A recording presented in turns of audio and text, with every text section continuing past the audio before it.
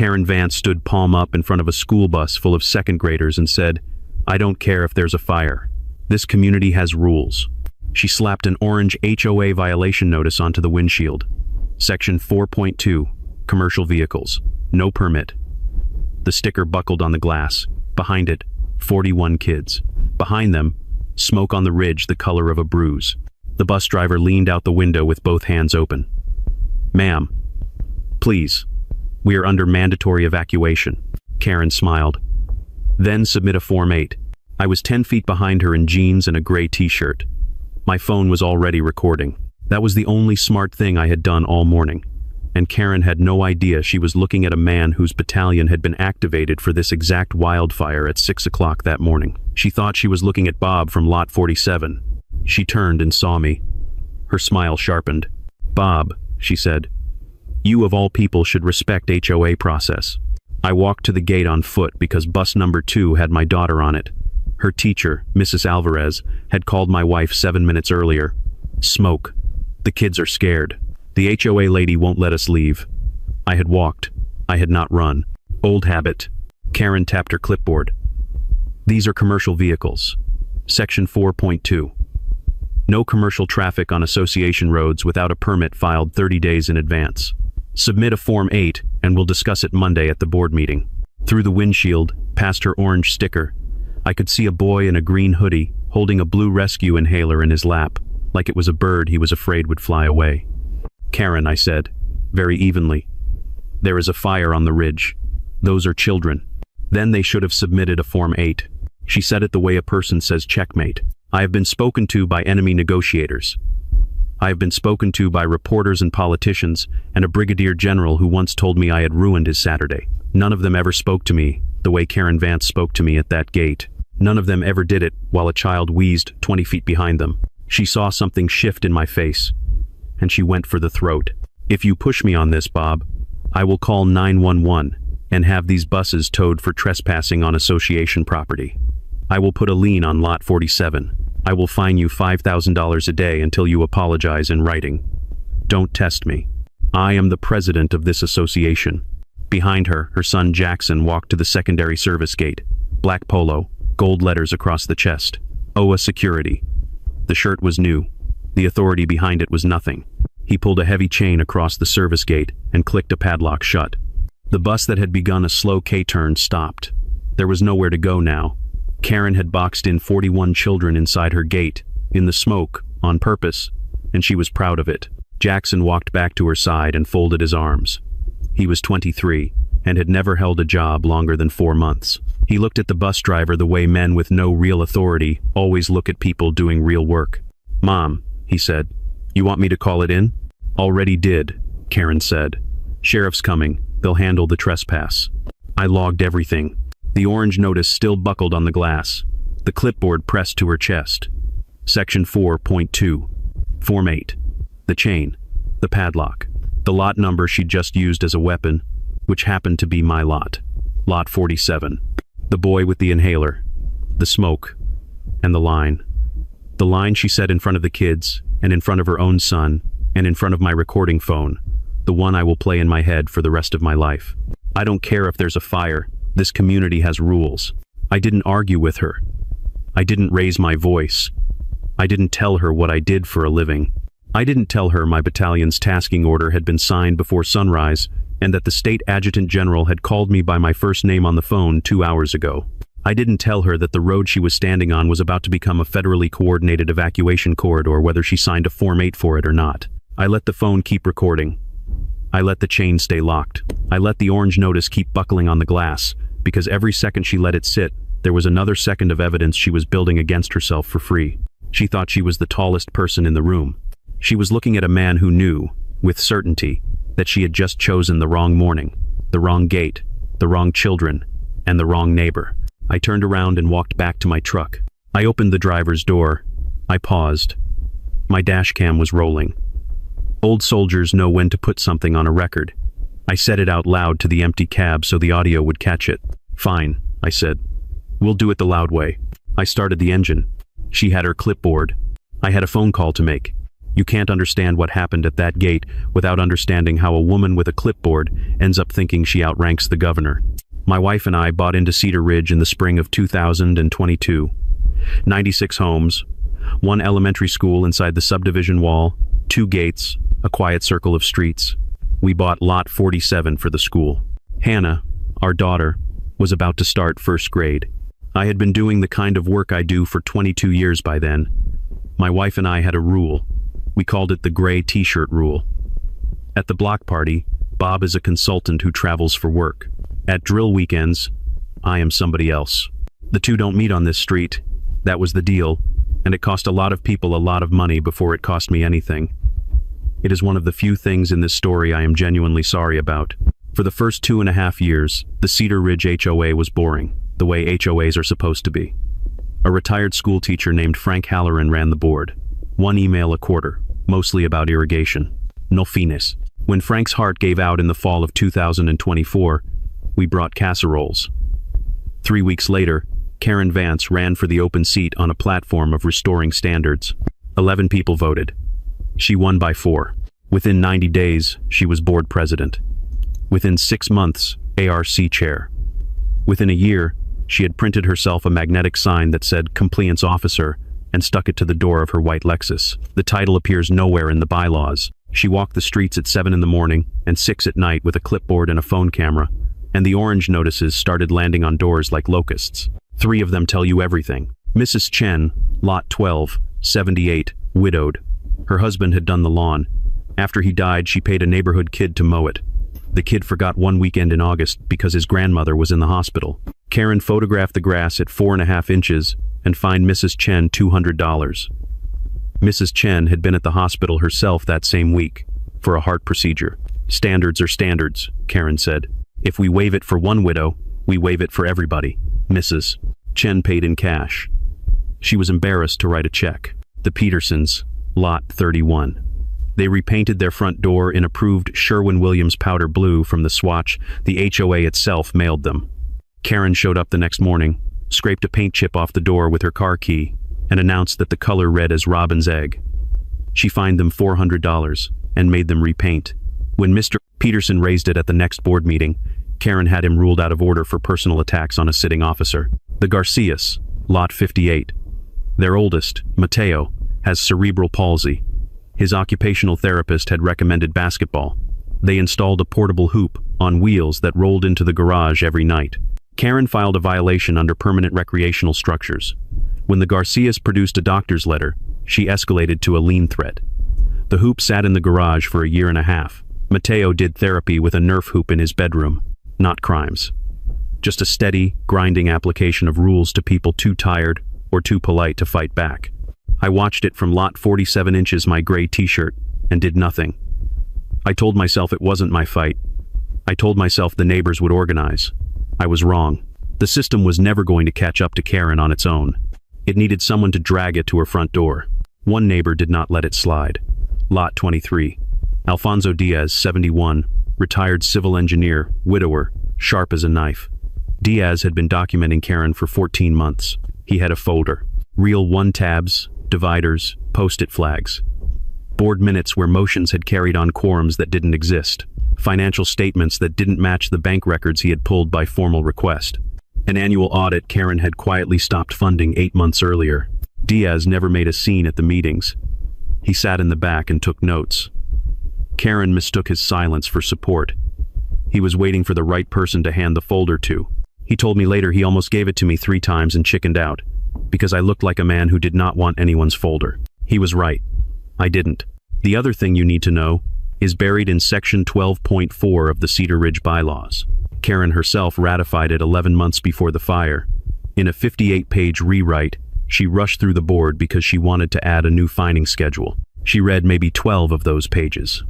Section 12.4 was standard language her own attorney inserted to bring Cedar Ridge into compliance with state law. All HOA enforcement actions and access restrictions shall be suspended during any state-declared emergency for the duration of said declaration. Karen's signature is on the ratification page in blue ink.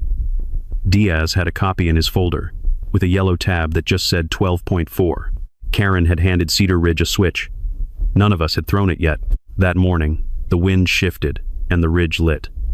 The county issued a mandatory evacuation at 9:40. The school district rolled the buses at 9:52. By 10:06, Karen Vance was standing palm up in front of bus number 1 with an orange sticker and a clipboard, telling 41 children that the HOA outranked the governor. She was about to find out it didn't. I sat in my truck at the edge of the gate, watching her in the rearview mirror. My phone was in my lap. I was scrolling for a number I had not dialed in 4 years. The gray t-shirt rule was about to end.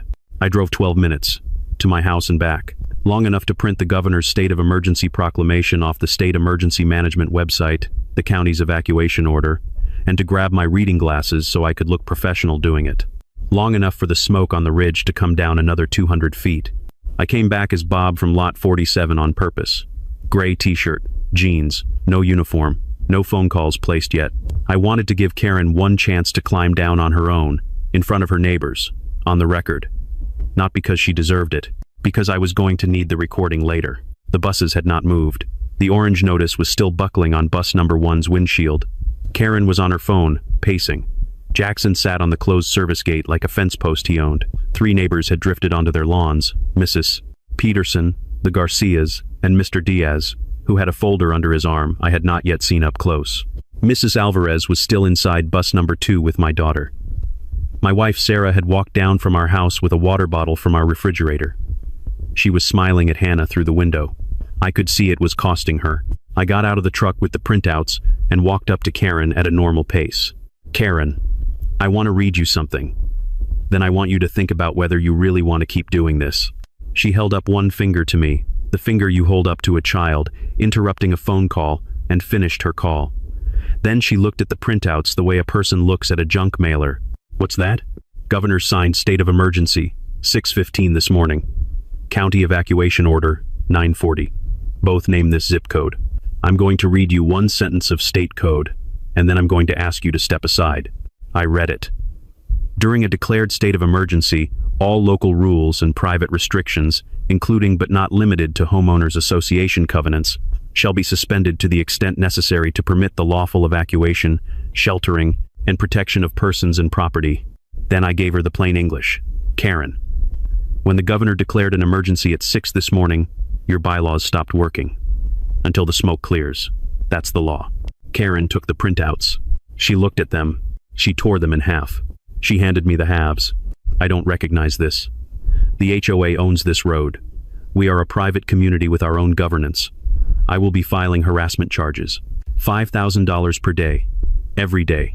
Until you submit a written apology to the board. I will put a lien on lot 47 by Friday. Push me one more time and I will start foreclosure. Don't test me, Bob. I will take this house from you. She said it in front of 3 neighbors and 4 bus drivers, and a kid with an inhaler, loud enough for bus number 1's driver to turn his head. I felt the part of me that had stayed asleep for 4 years wake up. I did not raise my voice. Okay. I picked up the torn halves of the proclamation off the asphalt, folded them, and slid them into my back pocket. I want you to know, I have that on recording too. I held up my phone. The red dot was still going. It had been going for 37 minutes. Karen smiled. Record all you want. This community has lawyers. You will lose your house before you lose this argument. I have 3 court orders against people I made leave this neighborhood, and every one of them is paying my legal fees as part of their settlement. Do you understand what I'm telling you? Jackson stepped forward, hand on the radio at his hip. We can have you removed. On bus number 3, the boy in the green hoodie used his inhaler again. 2 puffs. I heard the click. The driver was rubbing his back with one hand and dialing his cell with the other. My phone buzzed. Sarah. Bus 3 kid used the inhaler again. Twice in 5 minutes. 2 more kids coughing bad. Hurry. Don't run. But hurry. I read it. I put the phone back. I looked at Karen for one long second, and I want you to understand something about that second, because it is the only second in this story I am not proud of. There was a part of me that wanted to tell her exactly who she was talking to. Right there, in front of her son. I wanted to watch her face do the math. I wanted to drop my rank on the asphalt between us like a brick. But I didn't. There was a kid on bus 3 who couldn't breathe, and my ego was not bigger than the gate. Karen, this is the last time I am going to ask you politely.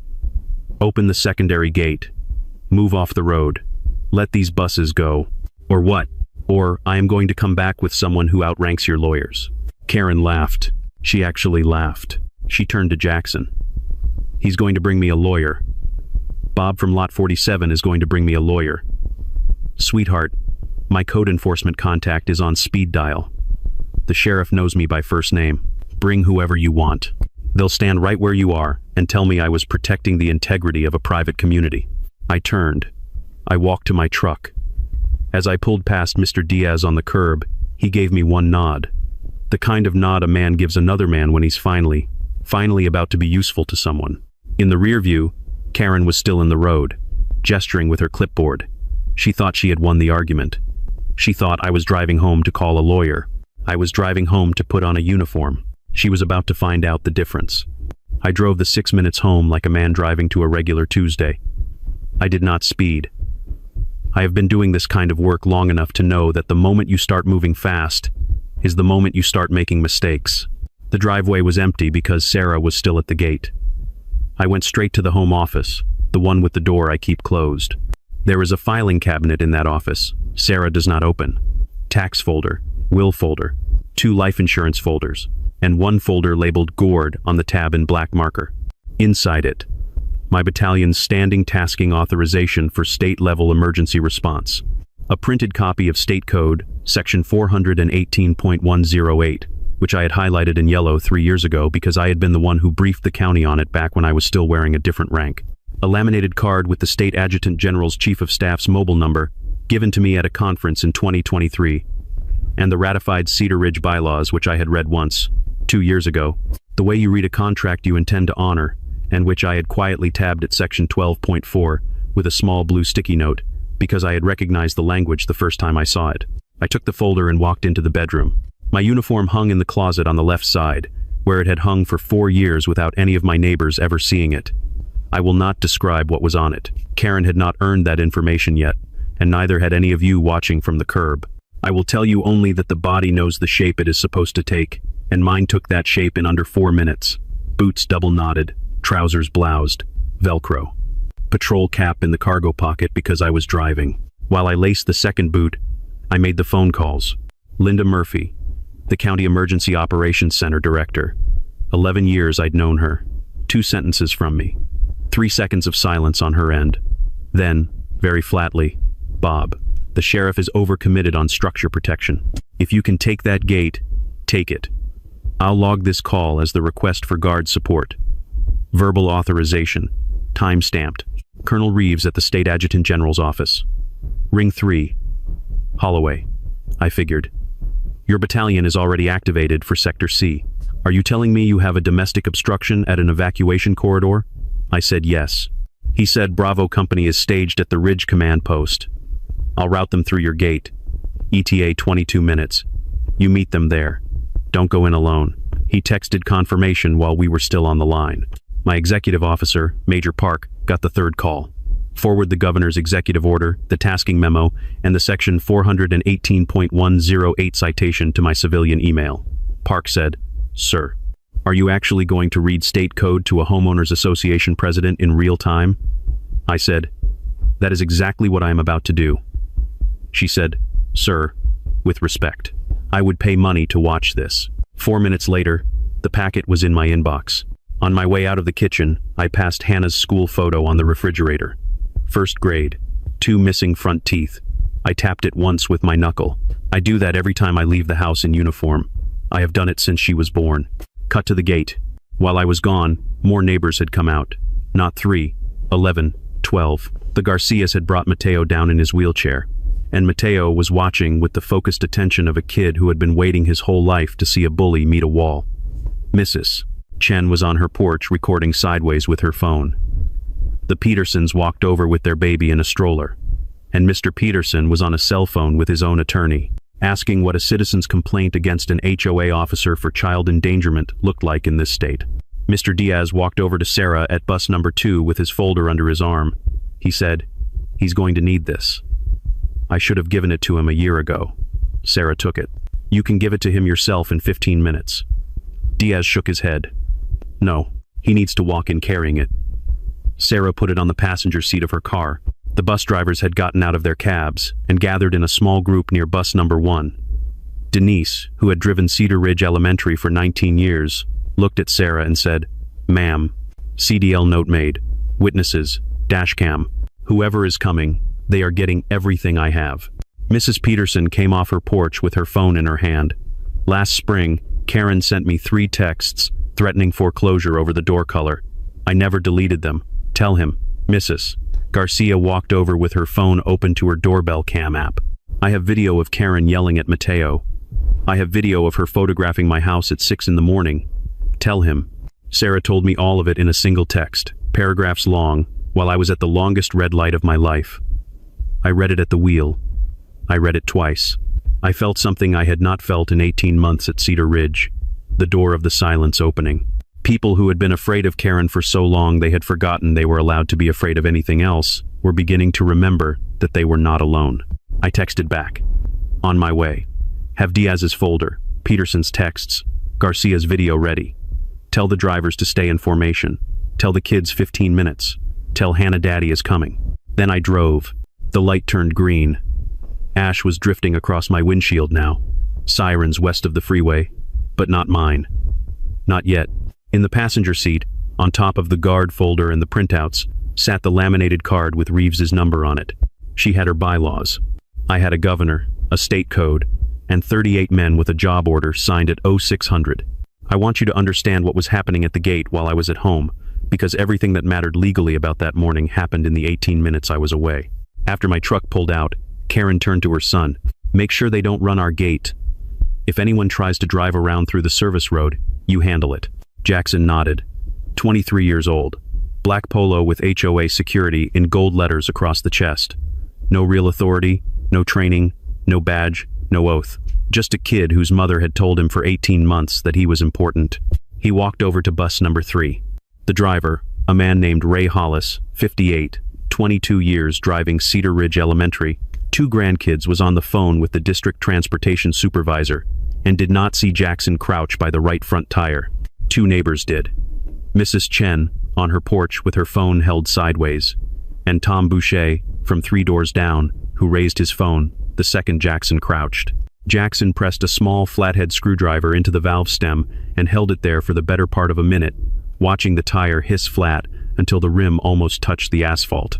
Then he stood up, screwed the cap back on, walked back to his mother and said, low enough that he thought only she could hear, "They're not going anywhere now." Mrs. Chen got it on video. Tom Boucher got it on video. Mr. Diaz, 30 feet away, didn't see the act but saw Jackson stand up from the wheel well and logged the time on his watch. Then the wind shifted. The kind of shift the wildfire briefings always warn you about. Embers came down off the ridge in a second wave. The median grass caught instantly. 2 palm fronds on the entry island lit like torches, and the temperature on the asphalt jumped 10 degrees in under a minute. Bus 3 was now physically incapable of moving. The buses behind it were boxed in by Karen's locked chain. Karen pulled out her phone and called 911. I have heard the recording. It is in the criminal case file. Karen identified herself as the president of the Cedar Ridge Homeowners Association, reported trespassing commercial vehicles, refusing to leave private association property, and requested deputies to come arrest the bus drivers and the man from Lot 47 for harassment of a board member. 41 children. Smoke on the ridge. A flat tire her son had just put there, and Karen called 911 not to ask for help to file a complaint. Sarah walked up to Karen with both hands open. "Karen, there are 41 children on these buses. The boy on bus 3 just used his inhaler twice. Move." Karen did not move. "I'll have you removed too. The police are coming for your husband." Sarah told me later her hands shook for the first time in 12 years of marriage. I have been to 2 combat deployments, and she has never once told me her hands shook. They shook in front of Karen Vance. Behind Sarah, on bus 3, the boy in the green hoodie went into a full asthma attack. His name was Eli Morales. He was 7, severe persistent asthma since age 3, and he carried his rescue inhaler in his lap because his mother had taught him never to let it out of his sight. The 3rd puff didn't work. The 4th didn't work. His airway was closing. Ray Hollis ripped the side window open by hand. A mother named Gloria Mendez ran down from Lot 64 with a backpack nebulizer she kept in her car for her younger son. climbed into bus 3, set it up on the dashboard, plugged it into the cigarette lighter, fitted the mask over Eli's face, and held him while it ran. The other bus's kids could hear him wheezing through the open windows. They cried. The bus 4 driver sang to them. "Mrs. Alvarez held my daughter's hand through the seat back. Eli stabilized. Barely. His mother was on the phone screaming in Spanish at a dispatcher trying to redirect her to a non-emergency line. 2 sheriff's deputies arrived. Ramirez and Caldwell, 4 years on the job between them. Karen's 911 call had routed them here as a private property dispute, Association Road, owner reporting party requesting trespass enforcement. They did not know there was a state evacuation corridor running through this gate. The dispatch system had not yet flagged Cedar Ridge. Karen met them at the squad car with her clipboard and a 2009 cooperation agreement between Cedar Ridge HOA and County Sheriff's Office regarding trespass on association roads. 16 years old, never formally revoked, legally meaningless during a declared emergency, but neither deputy knew that yet. Officers, these commercial vehicles are refusing to comply with our community's vehicle restrictions. Robert Holloway, Lot 47, is currently absent from the scene but will return shortly. I want him cited for harassment, and these vehicles ordered off our private road. Deputy Ramirez looked at the buses. He looked at the smoke on the ridge. He looked at Sarah, 10 feet away with her arms folded. "Ma'am, we have an evacuation order in this county. Are these buses part of that?" Karen said, "This is a private community. The evacuation order does not preempt our governance documents." The deputies hesitated, trained to defer to property owners, trained to verify before acting. Ramirez turned to Ray Hollis. "Sir, just hold position for a few minutes while we sort this out." Ray Hollis looked at him, looked at the deflated tire, looked at Eli Morales on the floor of his bus with a nebulizer mask over his face. "Officer, with respect, there is a fire on that ridge and a child on this bus who just went into an asthma attack. I am not holding any position. I am waiting for someone with the authority to cut that gate chain so I can change my flat tire and drive these kids out of here." Then, a sound. Not sirens. Lower. More of them. The sound a column of military vehicles makes when it is moving in formation through a residential subdivision. I pulled into the back of the line in my pickup, and behind me, a Humvee. And behind that Humvee, 2 more. Karen turned and looked. I saw her face from 100 feet away. The flicker came and went so fast that if you blinked you would have missed it. But I have negotiated with people who flicker. I know exactly what that look is in the second before someone knows they have lost. She squared her shoulders. She lifted her chin. "Whatever this is, I will handle it. I am the president of this association." She had no idea. I parked at the back of the line, behind the convoy, and got out. 3 Humvees behind my pickup. An MP unit truck. A medic team in 2 trucks. A communications vehicle bringing up the rear. Engines idling. The men inside were waiting on me. I walked up the road past my own truck toward the gate. I did not look at Karen yet. I looked at Deputy Ramirez first. 4 years on the job. Former Indiana National Guard before he transferred to this county. He saw the uniform before he saw my face. His posture changed in a quarter of a second, the kind of change you have to have stood in formation to recognize. His partner Caldwell, 24, looked at Ramirez, looked at me, and said, audible on his own body cam, "Oh no." Karen could not read military rank. Karen could not read any of it. She saw a man in green walking up the road in boots and a patrol cap, and she made the same assumption she made about everything, that whatever was happening was an inconvenience to her. She rolled her eyes for the audience of neighbors on the curb. "What is this? A parade?" I told him to come back with a lawyer, not a Halloween outfit. Mrs. Peterson laughed once, short. The laugh of a woman who had been waiting 18 months to laugh at Karen Vance and had just been handed permission. Karen pivoted to the deputies. "Officers, this is exactly the harassment I was reporting. This man is impersonating a federal authority on my road. I want him removed. Now." Ramirez did not look at her.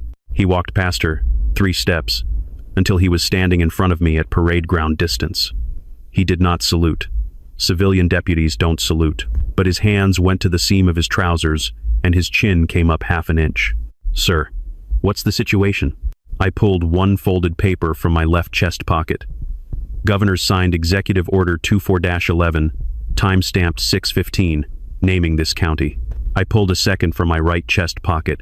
State Adjutant General's tasking order, 0600, naming Bravo Company as the assigned unit and Cedar Ridge as Sector C primary access. Ramirez read both. Slowly. The way a man reads a document before a step he cannot take back. He looked up. He did not say a word. He stepped back. That step. That was the moment the false peak cracked. Karen had been operating for 90 minutes on the assumption that the deputies were her cooperation memo and her speed dial. Ramirez stepping back, in silence, was the sound of authority moving across a road in real time. The neighbors saw it. The bus driver saw it. Diaz saw it from Sarah's car with his folder in his hand. Karen did not, because Karen was still talking. Officer Ramirez, are you going to stand there, or are you going to do your job? Ramirez turned to Caldwell. Body cams stay on. We're standing down on the original call. Do not engage the buses. Do not engage Mrs. Vance. Anything she does from here forward, we record and we let the guard handle the access. Caldwell nodded. Karen finally heard it. Her face did the thing faces do when the floor moves an inch. She masked it in half a second, but Mr. Diaz saw it, and Mrs. Chen got it on video. She rallied. This is absurd. This is private association property. We have legal counsel. I have been the president of this association for 18 months, and I have never once. Then the rumble. The 3 Humvees rolled forward up the side of the road, slow and steady, past my pickup, past the squad cars, past the buses, until the lead Humvee passed Karen on her left and stopped behind her white Lexus, pinning it between the curb and the gate. The second and third Humvees stopped behind the first. The MP truck pulled up parallel on the shoulder. The medic trucks pulled up behind the buses. 12 doors opened, more or less in unison. Soldiers stepped out, not weapons drawn.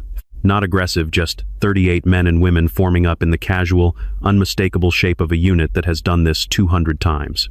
Karen turned all the way around. For the first time that morning, she looked at the situation the way the rest of us had been looking at it for an hour and a half. She looked at the soldiers. She looked at her son, who had taken 3 involuntary steps back toward the gate. She looked at Ray Hollis at the door of bus 3, arms folded, with a small private smile. She looked at Sarah. She did not look at me. I noticed that. She turned back to the deputies and pointed. Whoever is in charge of those trucks, I want to file a complaint. Now. Deputy Ramirez, calm as a man who had just been handed his Saturday back, said, Ma'am, the man in charge of those trucks is standing 8 feet to your left. Karen turned. She looked at me for the first time since I had walked up the road. She looked at the patch on my shoulder. She looked at my chest tab. She looked at my name tape, Holloway. I watched her try to do the math. I watched her fail. Karen had spent 18 months convincing herself that there were 2 kinds of authority hers, and the kinds she could outflank, and her brain was being asked to recognize a third kind, and it was not equipped. She tried one more time. Bob, what is this? What are you doing? This is a homeowners association road. I did not answer her. I looked past her, at the lead Humvee. The driver's door opened. An MP captain stepped out. Square-jawed, 26 years old, all business. Captain David Rios. I had served with his father in 2011. He walked toward me at a measured pace, boots on asphalt, the kind of walk that exists only in armies and that you cannot fake. He stopped at 3 paces from me. He held parade rest for a half second, the way a captain holds himself before he addresses a senior officer in a public setting. His right hand began to rise to the brim of his patrol cap. Karen's mouth opened. She had finally figured out that whatever was about to happen was not going to be solved by a Form 8. Captain Rios's hand reached the brim of his patrol cap. Battalion Commander, Lieutenant Colonel Holloway, sir. Bravo Company is staged. We are cleared for compelled evacuation under Governor's Executive Order 24-11. I returned the salute. Crisp. No theater. The way you return a salute 2,000 times over 22 years. The whole road heard the rank. Mrs. Peterson said, very softly, "Oh."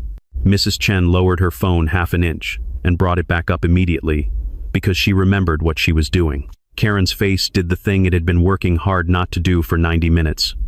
It crumpled, and she rebuilt it, and you could see the seams. "This is HOA private road," she said. "You can't just—" I turned to her. I did not raise my voice. I did not insult her.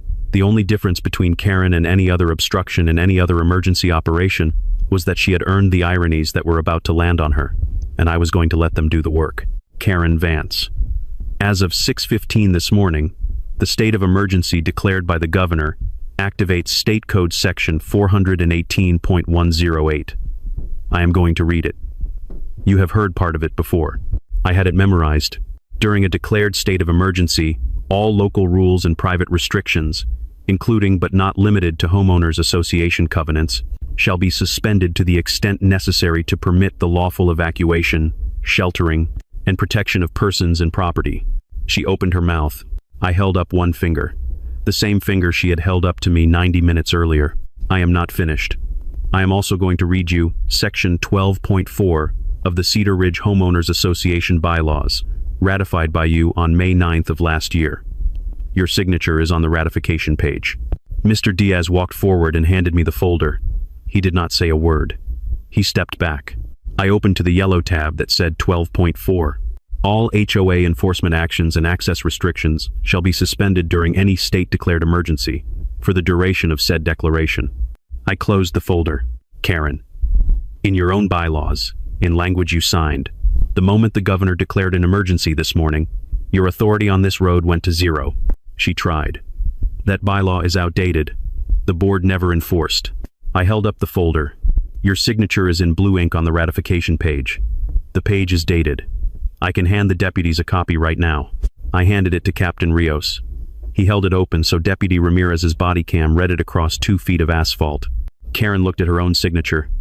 She looked at the convoy. She looked at me. She did not have a next move. Captain Rios spoke, quietly. Sir, permission to proceed with corridor clearance. Granted, Captain. Specialist Hayes. Cut the chain. A young soldier with bolt cutters walked to the secondary service gate. Karen stepped in front of it and put her hand up. I gave her one warning, level and quiet. Mrs. Vance. Step aside. This is your only warning. Failure to comply with a declared evacuation under Section 418.108 is a Class A misdemeanor. If your obstruction impedes the evacuation of minors, federal interference charges are on the table. She did not move. 2 MPs walked to her, one on each side, and moved her 3 feet to the left gently. The way you move someone whose dignity you are still trying to preserve, even though they have just thrown theirs in the road. She was handcuffed at the curb, seated against the post of her own decorative HOA welcome sign. The sign read Cedar Ridge, a community of standards. Specialist Carter took her clipboard and bagged it as evidence. Jackson stepped forward and shoved the soldier with the bolt cutters. He was on the ground in under a second, secured, walked over to the curb next to his mother. Assault on a guardsman during a declared emergency. Federal misdemeanor. He started crying. Specialist Hayes cut the chain. The padlock and chain fell to the asphalt with a flat metal sound. Hayes bagged them and labeled the bag. The orange notice was still buckled on bus number 1's windshield. Sergeant Davila, a woman I had served with in 2018, walked to bus 1, peeled the notice carefully off the glass, slid it into a clear evidence sleeve, and labeled it Exhibit C1. The buses began to move. Ray Hollis got back in bus 3 and radioed for a tire change at staging. Guard medics swarmed the bus and pulled Eli Morales gently out, full pediatric kit going to work on him. Gloria Mendez climbed out behind Eli with her empty nebulizer, sat down on the curb, and cried into her arms. Bus 1 rolled forward. Bus 2 followed. Through the window of bus 2, I saw Hannah's face. Mrs. Alvarez held her hand. Hannah looked at me through the glass. She mouthed 2 words. Hi, Daddy. I nodded once. I did not smile. There were 41 children to get out, and one of them was my daughter, and I do not believe in smiling on duty. Bus 4 rolled forward last. The buses passed through the cut gate, picked up speed, and turned right onto the main road toward the high school 4 miles south. The deputies walked over to Karen at the curb. Ramirez read her the charges as Caldwell's body cam recorded. Filing a false 911 report during a declared emergency, reckless endangerment of minors, interference with declared emergency operations, criminal mischief, the deflated tire, which Jackson had already confessed to on his own detention body cam, while crying about whether his mom would post bail. Karen, cuffed under her Cedar Ridge, a community of standards sign, looked up at the loose semicircle of neighbors who had come down off their lawns. I was protecting the community, she said. Mrs. Peterson, in a voice flat as a frying pan, said, "From what, Karen?" Nobody answered for her. Bus 3 rolled past last. Eli was awake on a gurney inside, oxygen mask on. He turned his head as the bus passed Karen on the curb. He did not wave. He did not smile. He just looked at her. Karen turned her face away. I did not say one more word to her. After my warning, every word I might have spoken would have been about my ego, and the gate had been about the kids. Silence was the win. I let her sit there. I walked to Sarah, standing by her car. I put my hand on her shoulder. The smoke was still on the ridge. The road was open. 6 weeks later, Karen Vance was indicted on 4 counts. Filing a false 911 report during a declared emergency. Reckless endangerment of minors. Interference with state emergency operations. Criminal mischief for the deflated tire her son had confessed to during his own detention. She took a plea in the 8th week. 2 years supervised probation, 300 hours of community service at county evacuation drills, directing traffic in a reflective vest under the supervision of the same emergency management staff. She had spent 90 minutes outranking, and a permanent statewide ban on serving on any homeowners association board for the rest of her life. Jackson took a separate plea on the federal misdemeanor for assault on a guardsman. 18 months probation, a fine, a record. He moved out of her house 6 weeks after the arraignment. The sheriff's office issued a statement acknowledging the dispatch error and revised its protocols for any HOA originating 911 call during a declared emergency. Deputies Ramirez and Caldwell were commended in writing. The state attorney general opened an investigation into the Cedar Ridge HOA based on Mr. Diaz's folder. 3 audits unfunded, reserves down 42%. A pattern of contracts steered to a landscaping company Karen's cousin owned. The board was dissolved by court order in the 4th month. An interim board was elected, with Mr. Diaz as chair. The new bylaws, drafted by a real attorney this time, included an explicit prohibition on any HOA officer interfering with declared emergency operations, a mandatory annual training requirement, and a section called Section 12, 4A's affirmed. Karen's old language, kept verbatim, now bolded. Every petty fine from Karen's 18-month reign was reviewed and refunded with interest. Mrs. Chen got her $200 back, plus interest, plus a written apology, which she framed and put on the wall above her kitchen table. The Petersons used their $400 to buy a porch swing. The Garcias got their lien threats vacated and a written acknowledgement that Mateo's basketball hoop was a medical accommodation that should have been approved on day 1. Mateo started shooting hoops in his driveway again the same week, on the same hoop, while Karen Vance was in a probation-ordered class, learning the difference between a private rule and a state code. The school district's insurance carrier sued Karen personally for evacuation interference and settled for $180,000.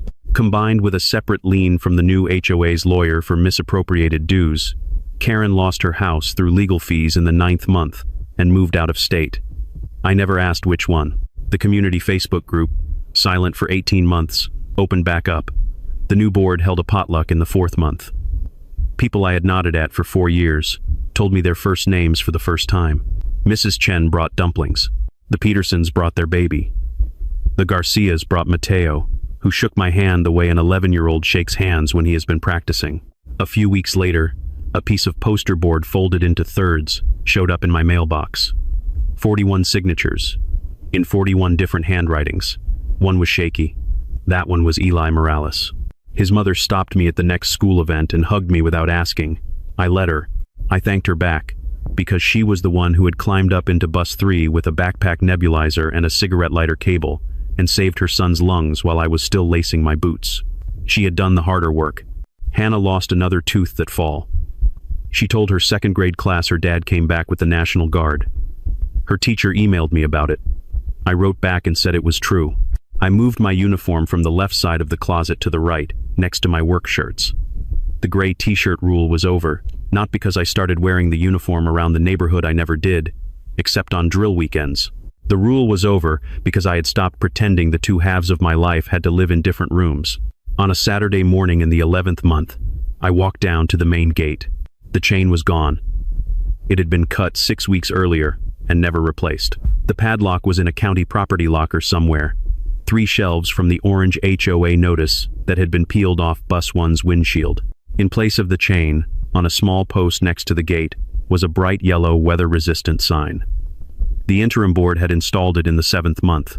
This roadway is subject to state emergency vehicle access. Local rules suspended during declared emergencies. Reference: State Code Section 418.108. The exact statute that had broken Karen's authority was bolted to her former gate. I half smiled, for the first time in this whole story, and only because nobody was watching. A kid rode past on a bicycle. No helmet ordinance being enforced. No clipboard in sight. He waved at me. I waved back. He turned the corner past the Lot 47 mailbox and was gone. Somebody at the block party asked me the other night whether I would do it the same way again. I told her I would do almost all of it the same. I would still walk instead of run. I would still print the proclamation. I would still keep my voice level. I would still say nothing to Karen after the warning. I would still not smile when Hannah looked at me through the glass. The one thing I would change is the 4 years before the gate. I would have given a hand to Mr. Diaz the first time he tried to give me his folder. I would have stood up at a board meeting before Mrs. Chen had to pay her grass fine in cash. I would have learned my neighbors' first names earlier. The gray t-shirt rule was a good rule for a soldier. It was not a good rule for a neighbor. The road is open. The kids are home. The sign is on the gate. That's enough.